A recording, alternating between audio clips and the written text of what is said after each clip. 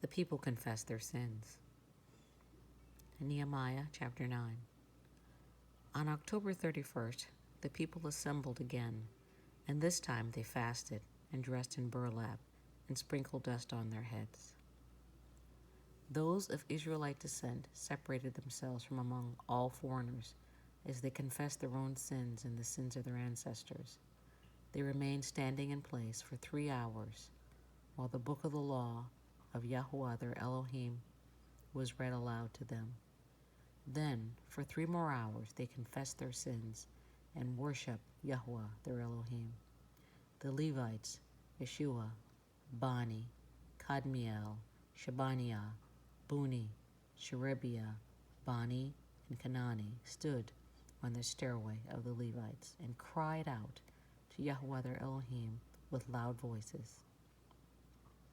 Then the leaders of the Levites, Yeshua, Kadmiel, Bani, Hashabniah, Sherebiah, Hodiah, Shabaniah, Bethaniah, called out to the people, "Stand up and praise Yahweh your Elohim, for he lives from everlasting to everlasting."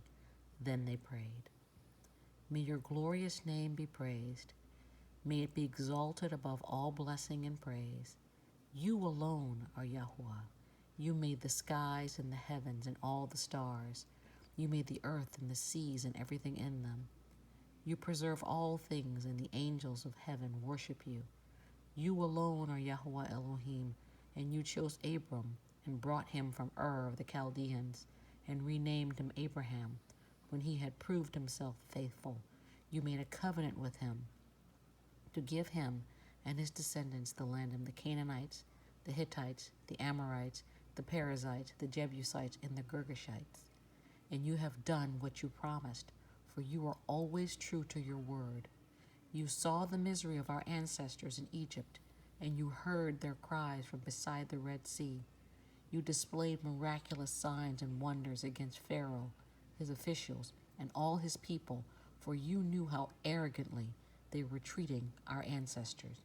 You have a glorious reputation that has never been forgotten. You divided the sea for your people so they could walk through on dry land, and then you hurled their enemies into the depths of the sea. They sank like stones beneath the mighty waters. You led our ancestors by a pillar of cloud during the day and a pillar of fire at night so they could find their way. You came down on Mount Sinai and spoke to them from heaven. You gave them regulations and instructions that were just, and decrees and commands that were good.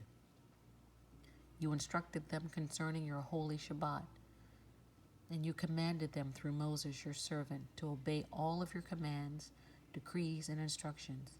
You gave them bread from heaven when they were hungry, and water from the rock when they were thirsty.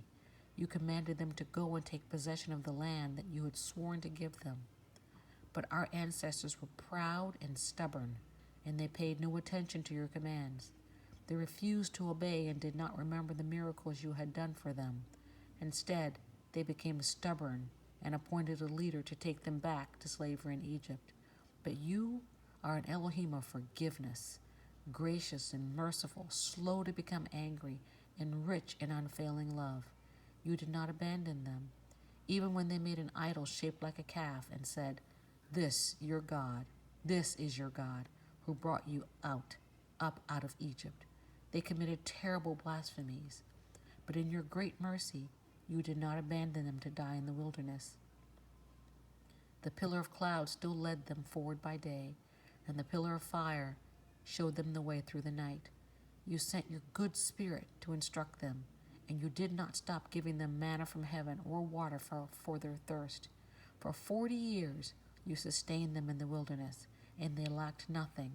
Their clothes did not wear out, and their feet did not swell.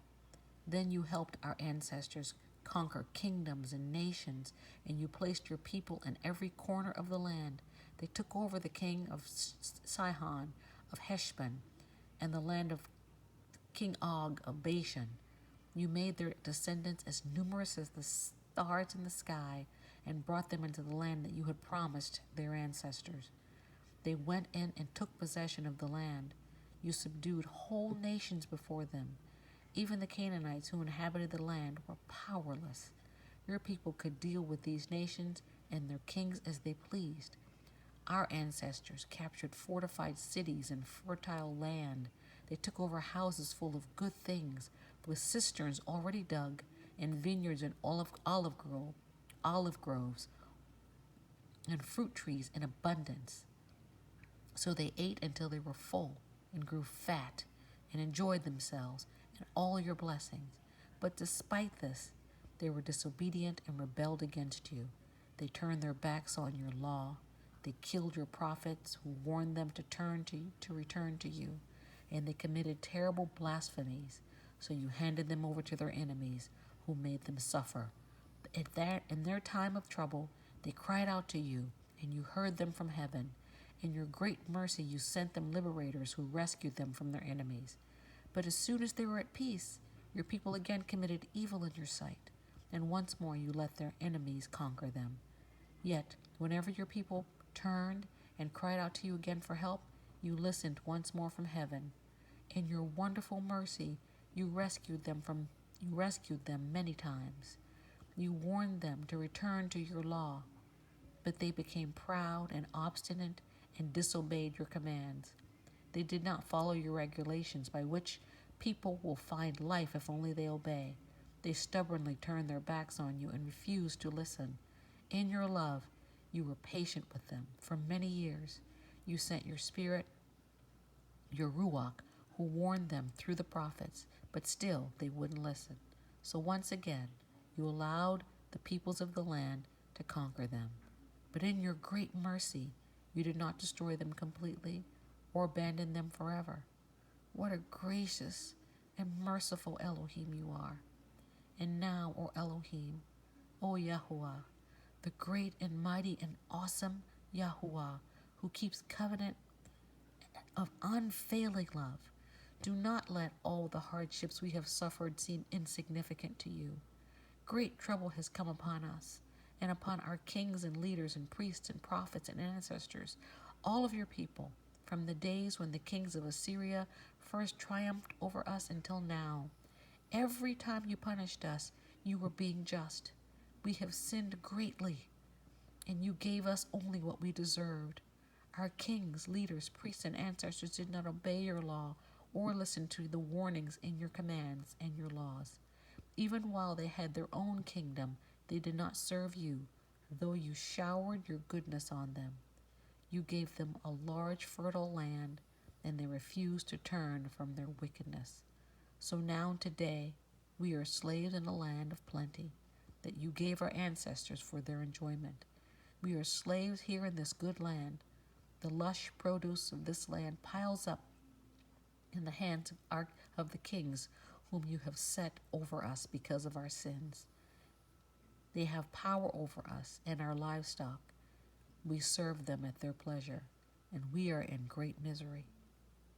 The people responded, in view of this, we are making a solemn promise and putting it in writing.